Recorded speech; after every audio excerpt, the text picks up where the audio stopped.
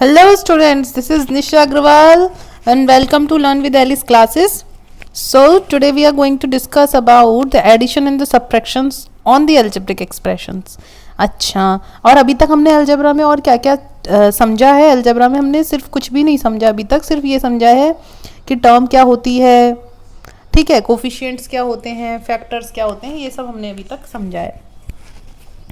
तो अब हम बहुत ही इंपॉर्टेंट चीज़ समझने जा रहे हैं, क्या कि जो एडिशन है और जो सब्ट्रैक्शन है। अच्छा, सबसे इससे पहले हम क्या डिस्कस कर लेते हैं, इससे पहले हम ये डिस्कस कर लेते हैं कि जो नंबर्स हैं उनको कैसे ऐड सब्ट्रैक्ट करते हैं। आई नो बहुत सारे बच्चों को आता है, और ये भी मुझे पता है कि जिनको आता है उनको बहुत सही आता है, और जिनको नहीं आता तो ऐसे भी कुछ बच्चे। तो हम एक बार रिवाइज कर लेंगे। ओके, सबसे सिंपल 5 + 3, आंसर इज 8। क्यों?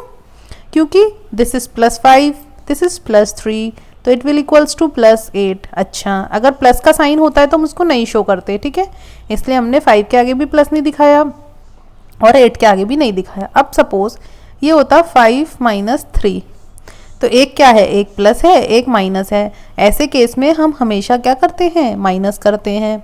अच्छा, अब दूसरी बात आती है कि साइन किसका यूज़ करेंगे, तो साइन उसका यूज़ करेंगे दैट नंबर इज जो लार्जर है।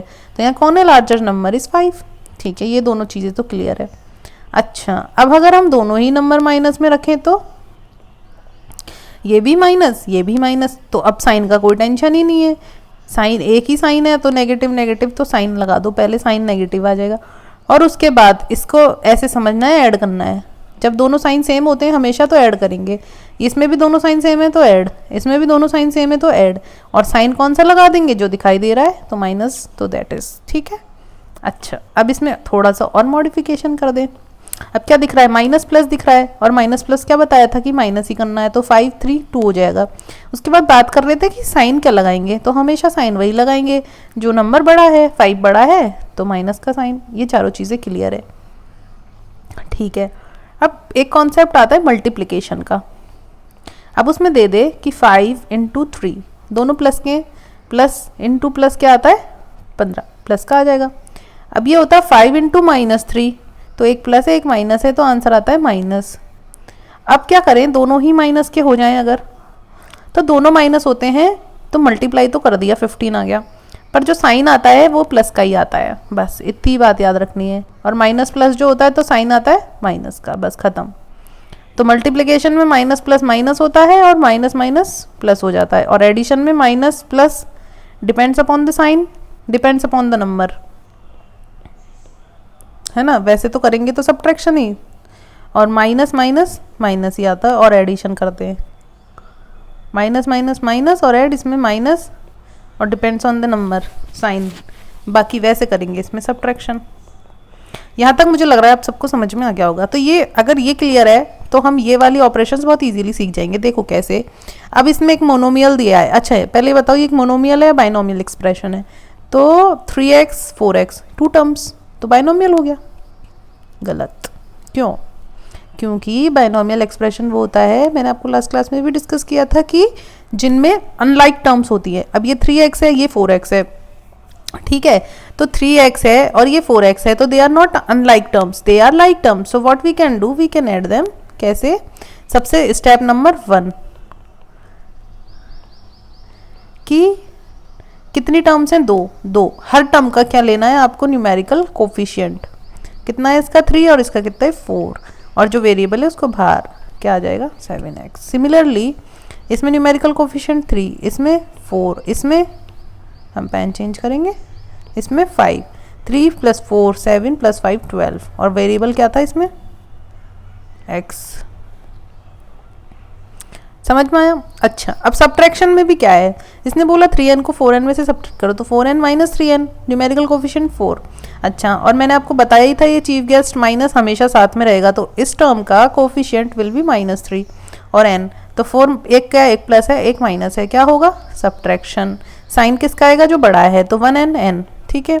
अब ऐसे क्वेश्चन दे दिया 12xy को फ्रॉम 4xy, तो 4xy है 12xy, ये सबसे step 1, take out the numerical coefficients, निकाल लिया। वेरिएबल सेम है, दे आर लाइक टर्म्स। आगे देखें, एक प्लस एक माइनस, क्या होगा, माइनस। साइन किसका आएगा, जो नंबर बड़ा है, बड़ा कौन है, 12, 12 का साइन क्या है, नेगेटिव, नेगेटिव। ये आंसर हो गया, ठीक है। अच्छा, अगर आपके दिमाग में डाउट आ रहा हो कि मैम अनलाइक टर्म्स को कैसे ऐड करेंगे, तो मैंने ले ली एक टर्म 5, एक ले लिया x, जोड़ो दोनों को, क्या आएगा 5 प्लस एक्स, बस x added to y। Unlike terms है x प्लस वाई, कुछ नहीं, वही टर्म्स एज इट इज आ जाएंगी, बीच में जो भी ऑपरेशन बोला करने को हम वो कर देंगे। अच्छा मुझे बताओ, x को x स्क्वायर में ऐड करना है तो क्या आएगा एक्स क्यूब, क्योंकि ये तुम्हें सेम लग रहा होगा कि ये x है, ये भी x है, ये 2 है या 1 है, जोड़ दो। गलत क्यों? क्या मुझे एक बात बताओ, 4 और 4 स्क्वायर क्या सेम बात है? 4 तो 4 है, 4 स्क्वायर 16 है।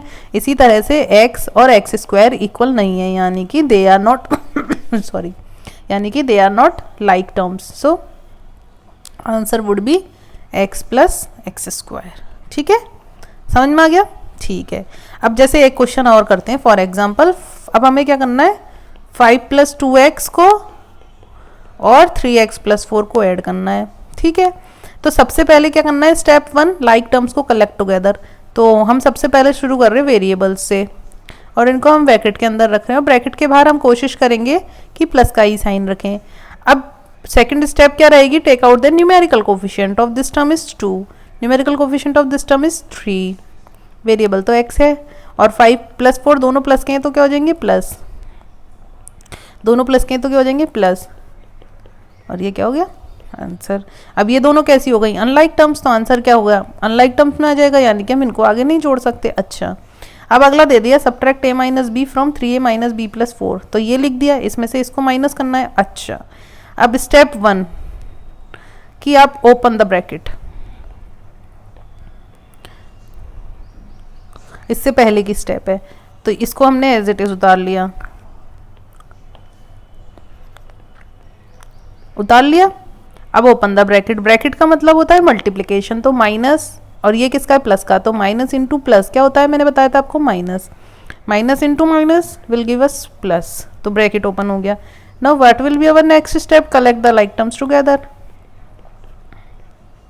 हमेशा कोशिश करेंगे कि बाहर हम प्लस का ही साइन रखेंगे, और अब क्या करेंगे, न्यूमेरिकल कोफिशिएंट्स, 3a का कितना है 3, माइनस a का कितना है -1, और ये इसका 1, इसका -1, इसका ये 3 -1, एक प्लस का एक माइनस का, माइनस करेंगे, साइन किसका आएगा, जो नंबर बड़ा है, ये प्लस का 2a, ये हो गया 0 और ये हो गया 4, तो हमारा आंसर क्या आ गया 2a प्लस 4।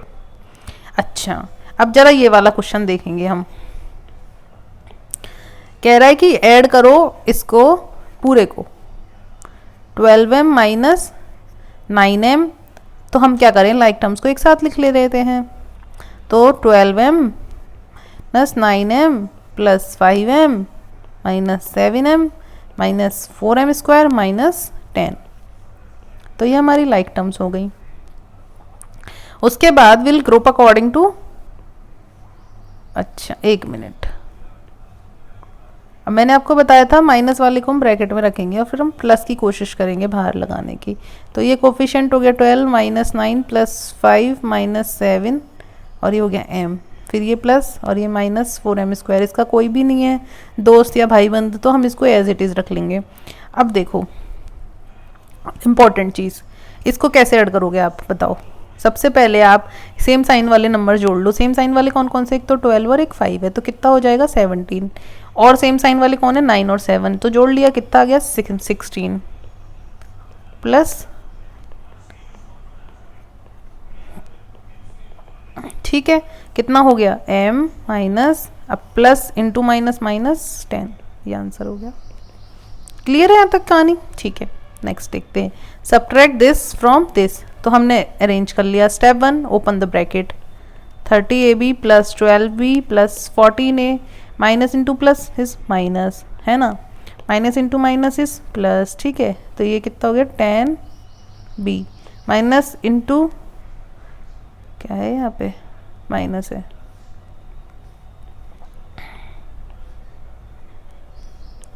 ठीक है, तो minus into minus will give us plus. बताया था मैंने आपको, देखो minus multiply with minus gives us plus, minus multiply with plus gives us minus, और प्लस इंटू माइनस माइनस, ठीक है, और plus into plus is equals to be plus. याद है ना सबको? ठीक है, नेक्स्ट स्टेप हमारा collect the like terms together. Bracket के बाद विल कोशिश कि हम प्लस का ही साइन यूज़ करें, ठीक है, यहाँ तक की बात क्लियर है? ओके, अब नेक्स्ट क्या करेंगे हम? कोफिशिएंट्स उठाएंगे, न्यूमेरिकल कोफिशिएंट्स।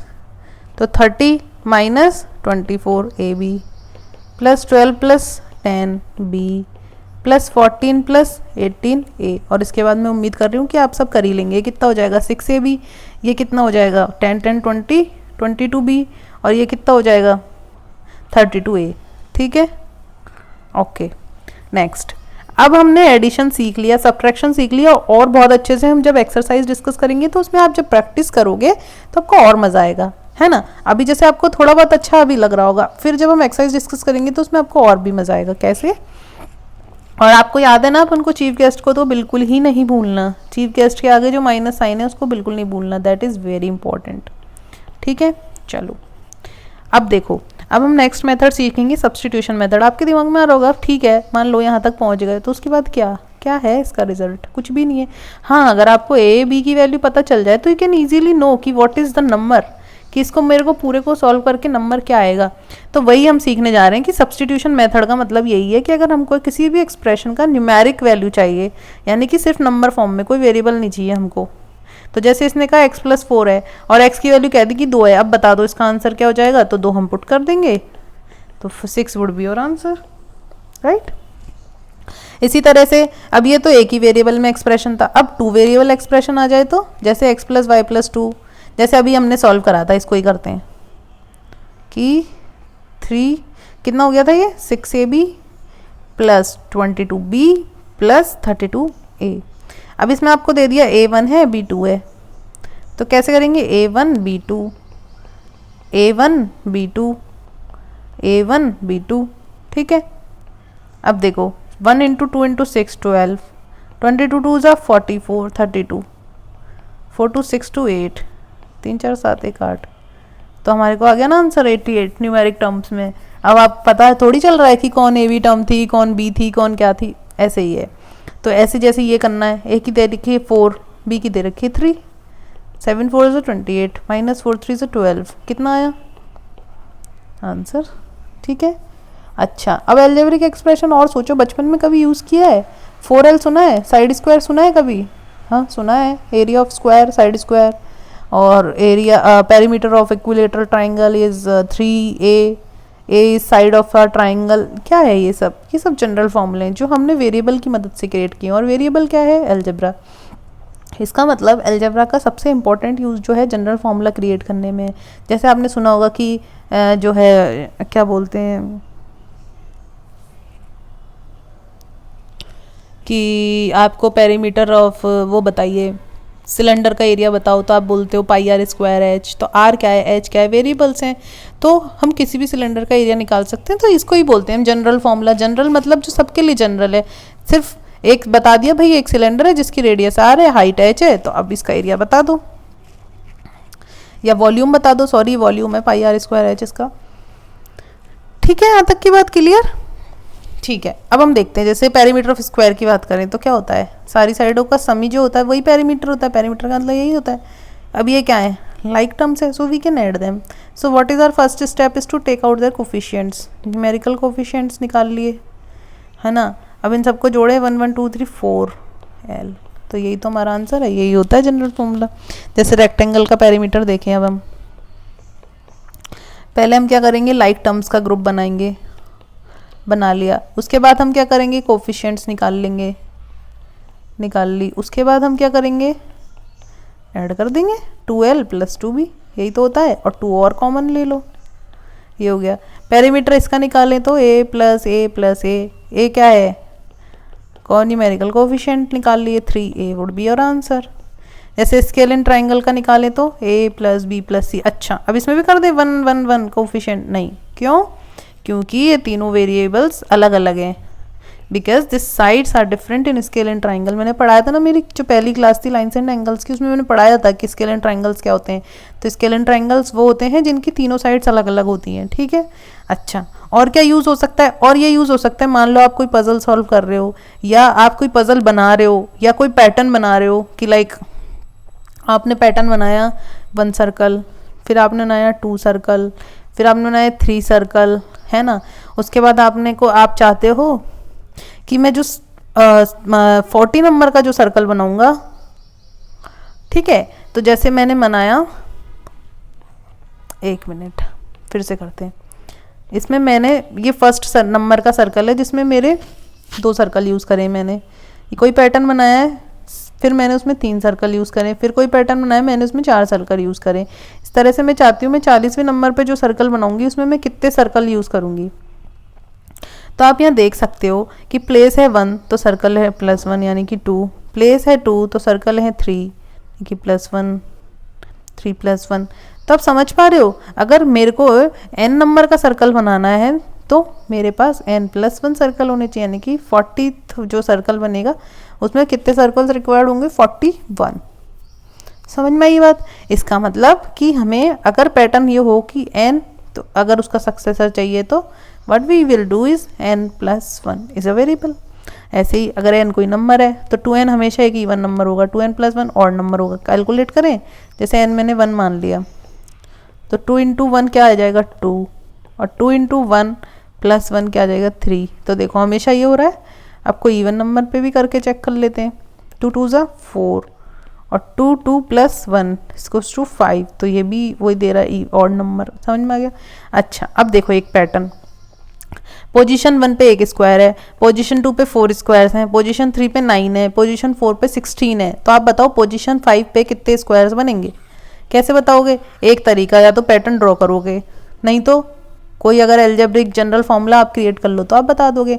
अच्छा ये तो चलो पोजीशन 5 पे मैं पूछ रही हूँ, अगर मैं पूछ लूँ पोजीशन 10 पे बताओ, कैसे बताओगे, बहुत टफ हो जाएगा। तो अब हम कोशिश करते हैं इसमें पैटर्न ट्राई करने की। तो आप देखो पोजीशन 1 पे 1 है, 4 है, 9 है, 16 है, तो कहीं ना कहीं दिख रहा है कि मैं अगर पोजीशन का स्क्वायर कर दूं तो मुझे नंबर ऑफ स्क्वायर मिल रहे हैं, राइट।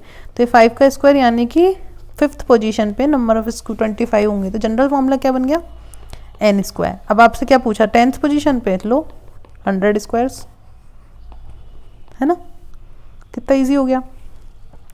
अब जैसे ये पैटर्न है 3 6 9 12, कह दे कि आप 10th पोजीशन पे कौन सा नंबर आएगा, कैसे बताएंगे, 3 फिर 6 9 12 15, यानी कि 3 3 ऐड हो रहे हैं, यानी कि 3 के मल्टीपल है नंबर। तो हम कह सकते हैं कि 3n हमारा है जो बन सकता है। तो 10th पोजीशन पे क्या जाएगा 30, कितना इजी हो गया। और वैसे हम क्या करते फिर +3 +3 +3 +3 +3 +3 वहाँ तक जाते। अब मेरे से पूछ ले 100वीं पोजीशन पे क्या आएगा, बहुत इजी है, फट से बता देंगे 300। समझ में आ गया, ठीक है। तो इस क्लास में हमने क्या क्या समझा, हमने समझा addition, subtraction, substitution method, pattern making, ठीक है, और जनरल फॉर्मूला बनाना हमने सीखा इस क्लास में। अब आगे की क्लासेस में मैं क्या करूँगी, एक्सरसाइज, इसमें 4 एक्सरसाइज है तो हम चारों एक्सरसाइज डिस्कस करेंगे। और हमने ना वो भी सीखा, क्या बोलते हैं, पेरीमीटर निकालना, एरिया निकालना, इन सब के जनरल फॉर्मूले क्रिएट करना हमने सीख लिया, ठीक है। तो यहाँ तक अलजेब्रा की थ्योरी तो कंप्लीट होती है। अब हम करेंगे क्वेश्चंस जो हम नेक्स्ट क्लास में डिस्कस करेंगे। तब तक के लिए धन्यवाद, बाय बाय।